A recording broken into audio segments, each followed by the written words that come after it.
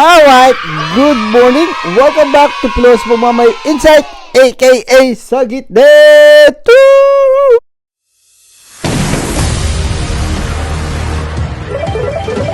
Ang laki naman ng mic na to.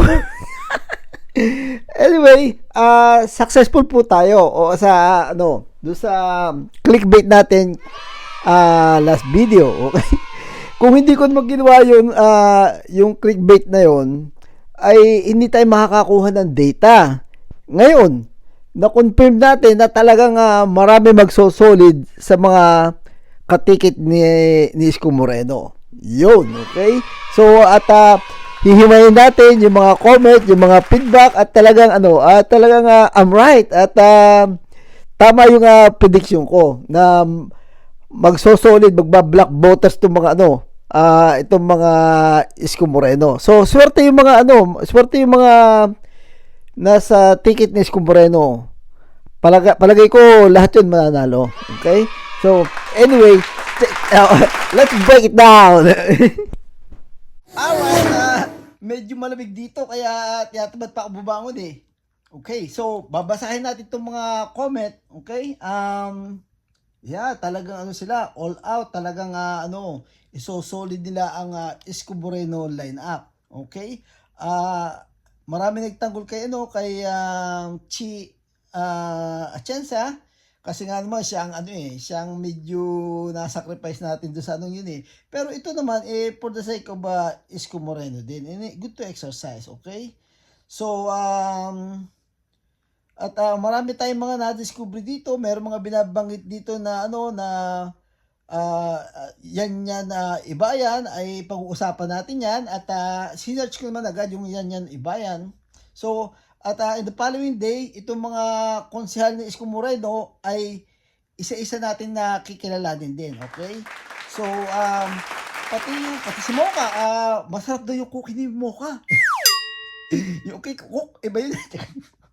Cookie ni Mocha, di ba? Merong pinopromote na yung masarap daw ang cookie ni Mocha. Yun. At ating isa-search din natin yun, okay? Sa mga padating na video. Pero napakaraming mga konsehal ni Isko na kailangan ng ating bigyan ng pansin, okay? Na-impress ako dito sa bata, dito sa sa KS. Ano ba ibig sabihin ng KS? Na counselor, itong si Yan iba yan, okay?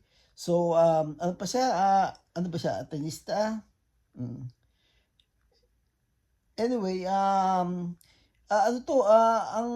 personality itong si Yan ay parang si Isko rin bilis kilos, yung yung style ng bata. At ngayon, ang insight ko dito sa batang ito, medyo napag-initan siya. Kasi merong may mga boss minsan sa kumpanya, di ba? Bigyan ko kayo ng magandang insight. May mga boss na mas pipili, kasi may kapatid ako na manager, boss, pag tinanong mo siya, kung mag-hire siya ng tao, ang pipiliin niya ay hindi yung mga agresibong ganyan. Gusto niya yung sumusunod sa kanya, yung madaling pasundin, yung hindi threat, di ba? So, yun, kaya siya nakainitan kasi meron siyang sariling mind, okay? So, ngayon, nagkakaroon tuloy ako ng idea, itong si Isko Moreno, during that time, nung bata pa siya, ay binata siya ng mga lakuna. So, ang tingin sa kanya ay, hanggang doon lang siya. Yung bata-bata lang siya. Pero to si Isko Moreno ay he's a good heart at marunong kumilala, marunong tumanaw ng utang na loob. Pero bakit mo pipigilan ng ang pag-asenso ng isang tao, 'di ba? Kung kung destiny niya 'yun eh. So, merong may mga taong mga talaga sa itsura pa lang sakim, lalo na yung teka baka pag-usapan nila naman si Bella Flores mga kamukha ni Bella Flores ang dating. Alam ko sasabihin niyo yun eh. Anyway, so balikan natin itong mga feedback dito sa mga Isko niyan, okay? So, napapansin niyo si Pilosopong Mamay, hindi ako mahilig maglagay ng mga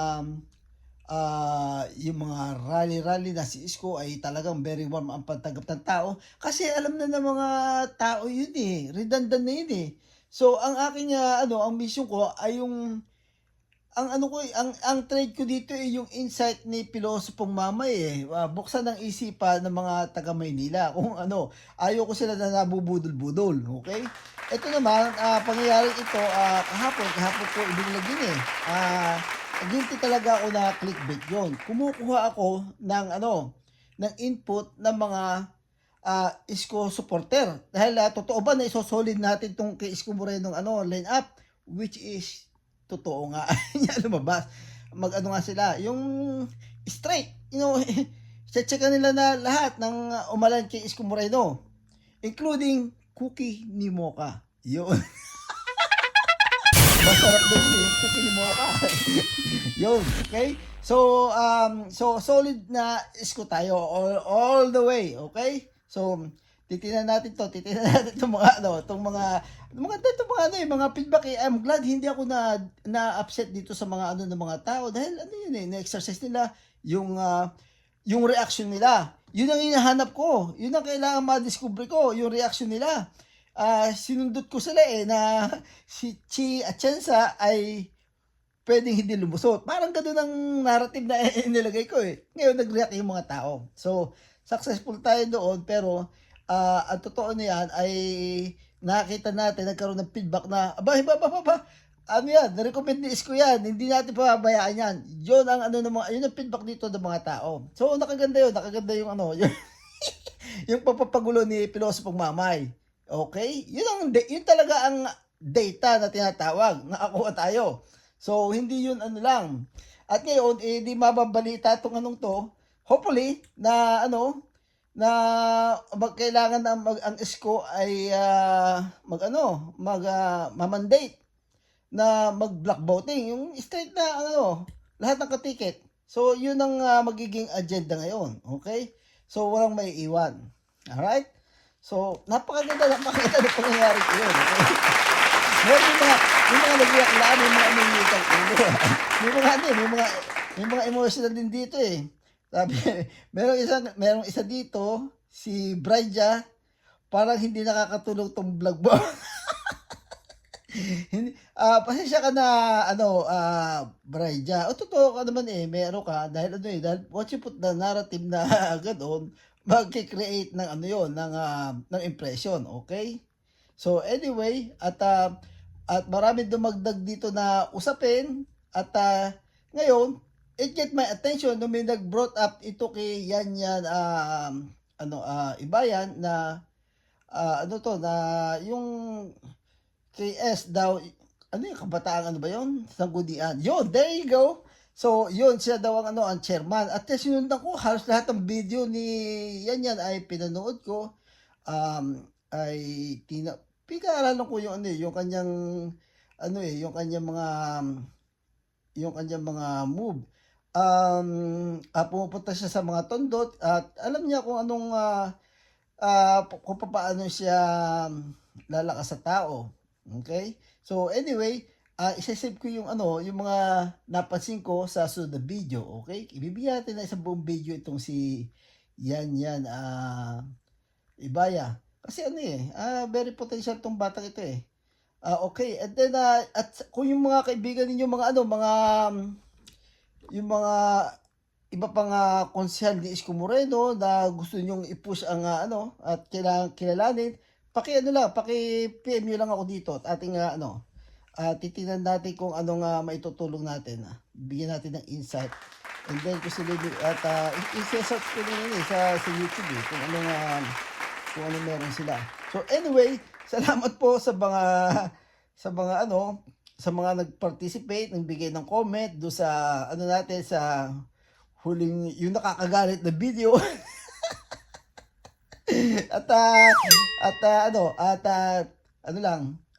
Magbibis muna gigising ko lang eh. Dito ako sa guest room namin, dito ako sa baba dito ako natulog ng magagalit ang asawa ko pag doon ako kung nung wala akong tigil sa ano, sa pagsa-surf, no? Hindi kasi makakatulog pag may ilaw eh, di ba? Oh, pagbukas ang ilaw. So, anyway, so napakaganda. Teka. Ito, si Cherry Sarte. Paano mo nasabing pwede talunin ni Yul na dito sa barangay ko at siya sa lahat? There you go. See? Oh, tignan mo? Oh, talagang ano, malakas ang mga isko, okay? Delikado si Yul dahil pinaiyak si Yan Yan. Para sa akin, best talaga si Chi. Okay, there you go. Di ba? Oh, okay. So, imposible mag-sacrifice maging comfortable si tama na. Babanggitin niya pala natin yung yung mga loyal kay Chi ay babanggitin natin. Ito si Bibian, okay? Ito naman si paano mo nasabing tatalunin si Yul na dito sa barangay ko at siya sa lahat. Si Cherry Sarte, yun, okay? Alright? Batiin na Let Reyes ay talagang ito ang ano, yung kung napapansin niyo ito si Let Reyes is all over the place. Lahat ng Isko vlog, nakakrus ko to eh. Ando siya lagi, very supportive to si Let Reyes. Kung magkakaroon ng presidente ng Isko niyan, ay inonominate natin to, si Let Reyes. Okay. Okay, bahala mga kasama niya. Oh, so sorry. Okay.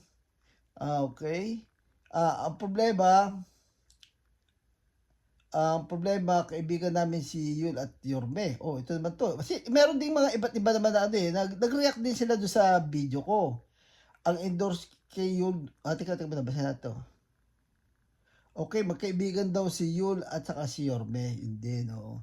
Merong iba na ano rin, na ibang may percentage din naman. Oo. Chi Asensa is debating. Chi Atienza is deserving. Bata pa siya, tumutulong na siya sa Manileño. Yeah. Kasi ano, tatay niya, mayor eh. Siyempre, kasama ka na sa kampanya, di ba? Okay. Boss, kung naka-Manila ka, alam mo ang lahat ng ticket ni Isko, ay sure. Alam ko po yun, boss. Rodrigo Gonzalo, alam ko yun. Oh. Ito nga, nagawa lang po tayo ng clickbait, nagpapasaya po tayo. Okay, yung mga matagal na kilala si Pilosopong Mamay, ay suspect na po nila. Kasi last time gumawa tayo ng nagpasaya tayo na ano ba yun? Marami din na doon yung si Isko at saka si Sara ay na dito sa Los Angeles. So yung mga tao masaya yun eh. Yung mga tao ay dinrag ko do sa kwento, and then later on at the end of the video, yung palang si Isko at saka si Sara ay yung aso na kapatid ko.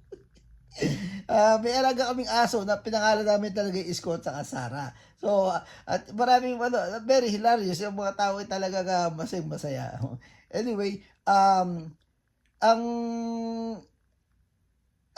Isko niya naman kapamilya, kaya ganun tayo magkulitan. At saka, ang pagbablog ni Pilosopo Mamay, inahanapan ko ng masaya. Yung sabi ko nga sa inyo, hindi nyo alam kung anong ending. Okay. Anyway, so hanggang dito na muna dahil meron ako isang video na kailangan nating ilabas tungkol dito sa mga konsehal ni Isko Moreno. Yun, okay? Yun ang dahilan kaya hindi ako anyway, hanggang dito na lang muna dahil at bubuo ako ng video tungkol sa mga konsehal ni Isko Moreno. Okay, kailangan tulungan natin yung mga konsehal ni Isko Moreno. Okay? Yeah, yun ang ating intensyon. Okay? So, okay, salamat sa mga nag-participate, and then I'll see you with the next vlog. Okay? Ready then. All right. God first. Peace out.